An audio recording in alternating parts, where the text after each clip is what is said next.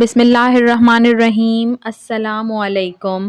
حضرت سیدنا سعید بن مسیب فرماتے ہیں، ایک مرتبہ حضرت سیدنا لقمان حکیم رحمۃ اللہ علیہ نے اپنے بیٹے کو نصیحت کرتے ہوئے فرمایا، اے میرے پیارے بیٹے، جب بھی تجھے کوئی مصیبت پہنچے تو اسے اپنے حق میں بہتر جان اور یہ بات دل میں بٹھا لے کہ میرے لیے اسی میں بھلائی ہے۔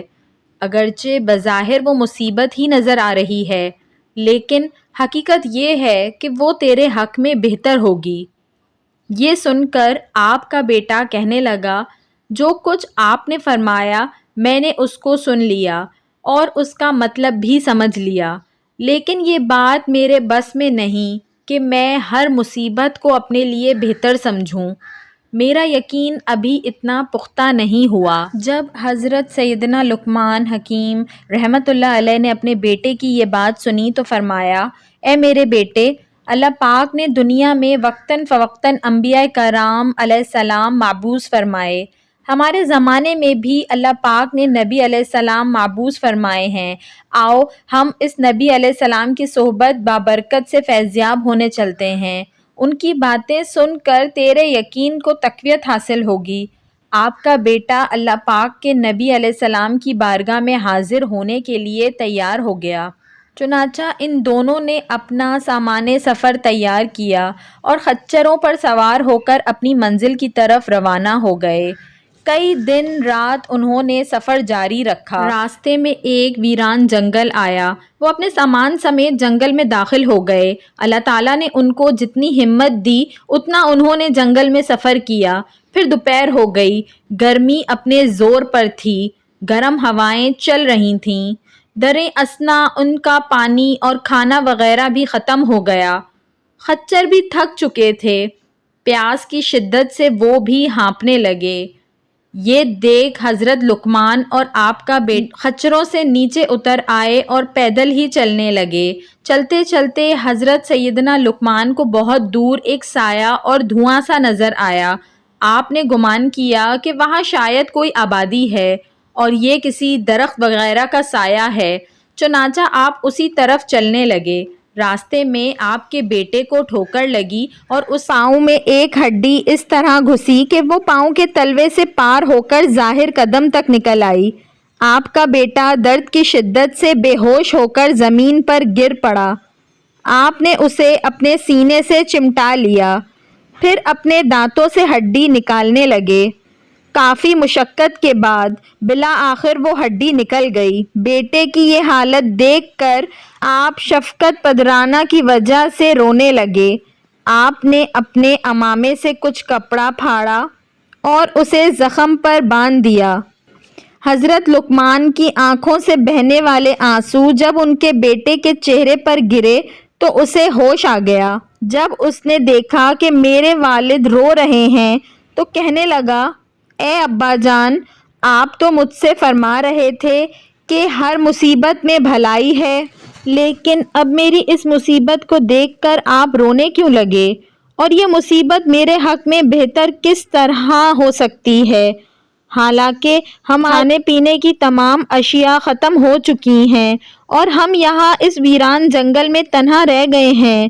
اگر آپ مجھے یہیں چھوڑ کر چلے جائیں گے تو آپ کو میری اس مصیبت کی وجہ سے بہت رنج و غم لاحق رہے گا، اور اگر آپ یہیں میرے ساتھ رہیں گے تو ہم دونوں یہاں اس ویرانے میں بھوکے پیاسے مر جائیں گے۔ اب آپ خود ہی بتائیں کہ اس مصیبت میں میرے لیے کیا بہتری ہے؟ بیٹے کی یہ باتیں سن کر حضرت سیدنا لقمان نے فرمایا، اے میرے بیٹے، میرا رونا اس وجہ سے تھا کہ میں ایک باپ ہوں اور ہر باپ کا اپنی اولاد کے دکھ درد کی وجہ سے غمگین ہو جانا ایک فطری عمل ہے۔ باقی رہی یہ بات کہ اس مصیبت میں تمہارے لیے کیا بھلائی ہے، تو ہو سکتا ہے اس چھوٹی مصیبت میں تجھے مبتلا کر کے تجھ سے کوئی بہت بڑی مصیبت دور کر دی گئی ہو، اور یہ مصیبت اس مصیبت کے مقابلے میں چھوٹی ہو جو تم سے دور کر دی گئی ہے۔ آپ کا بیٹا خاموش ہو گیا۔ ایک شے سوار۔ پھر حضرت سیدنا لقمان نے سامنے نظر کی تو اب وہاں نہ تو دھواں تھا اور نہ ہی سایہ وغیرہ۔ آپ دل میں کہنے لگے میں نے ابھی تو اس طرف دھواں اور سایہ دیکھا تھا لیکن اب وہ کہاں غائب ہو گیا؟ ہو سکتا ہے کہ ہمارے پروردگار پاک نے ہماری مدد کے لیے کسی کو بھیجا ہو۔ ابھی آپ اسی سوچ بچار میں تھے کہ آپ کو دور ایک شخص نظر آیا جو سفید لباس زیب تن کیے، سفید عمامہ سر پر سجائے، چت کبرے گھوڑے پر سوار آپ کی طرف بڑی تیزی سے بڑھا چلا آ رہا ہے۔ آپ اس سوار کو اپنی طرف آتا دیکھتے رہے یہاں تک کہ وہ آپ کے بالکل قریب ہو گیا۔ پھر وہ سوار اچانک نظروں سے اوجھل ہو گیا۔ پھر ایک آواز سنائی دی، کیا تم ہی لقمان ہو؟ آپ نے فرمایا، جی ہاں میں ہی لقمان ہوں۔ پھر آواز آئی، کیا تم حکیم ہو؟ آپ نے فرمایا، جی ہاں مجھے ہی لقمان حکیم کہا جاتا ہے۔ پھر آواز آئی، تمہارے اس ناسمجھ بیٹے نے تم سے کیا کہا ہے؟ حضرت سیدنا لقمان نے فرمایا، اے اللہ پاک کے بندے، تو کون ہے؟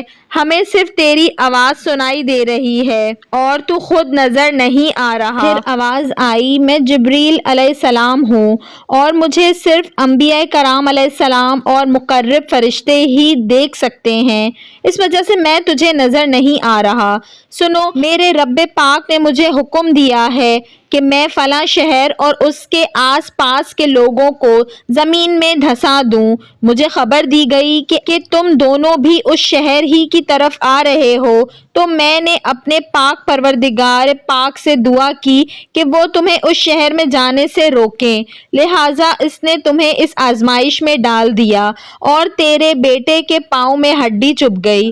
اس طرح تم اس چھوٹی مصیبت کی وجہ سے ایک بہت بڑی مصیبت یعنی زمین میں دھسنے سے بچ گئے ہو۔ پھر حضرت سیدنا جبریل علیہ السلام نے اپنا ہاتھ اس زخمی لڑکے کے پاؤں پر پھیرا تو اس کا زخم فوراً ٹھیک ہو گیا۔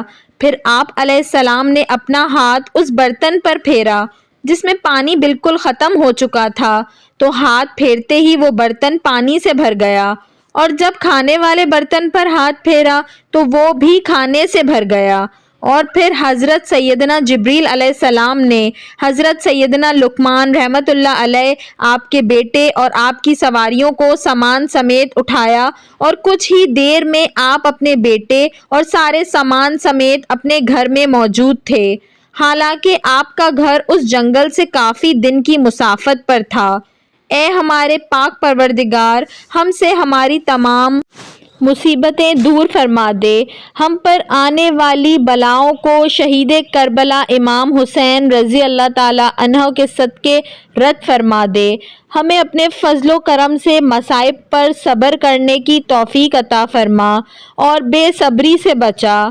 یا الہی، ہر جگہ تیری عطا کا ساتھ ہو، جب پڑے مشکل شے مشکل کشا کا ساتھ ہو، اور اے اللہ پاک مشکلیں حل کر شے مشکل کشا کے واسطے، کر بلائیں رد شہید کربلا کے واسطے۔ ناظرین، اللہ تعالیٰ کے 99 ناموں میں سے کوئی ایک نام کمنٹ باکس میں ضرور ٹائپ کریں۔ ویڈیو پسند آئی ہو تو اس کو ضرور لائک کریے گا، اور ایسی مزید اچھی ویڈیوز دیکھنے کے لیے میرے چینل اردو کہانی گھر کو سبسکرائب کر لیجئے۔ Thanks for watching. اللہ حافظ۔